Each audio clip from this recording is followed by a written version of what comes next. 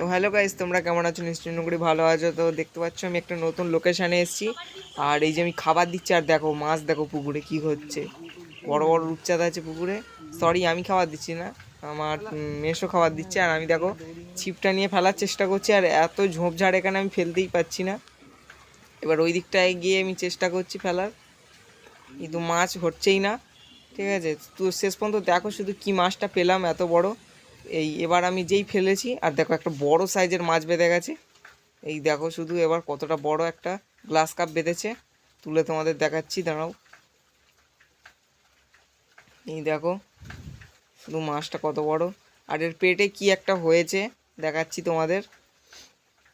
ওকে, তো এতক্ষণ হয়ে গেল, তোমরা লাইক সাবস্ক্রাইব করোনি জানি, কিন্তু করে দিতে হবে, ঠিক আছে? ঝপ করে একটু করে দাও।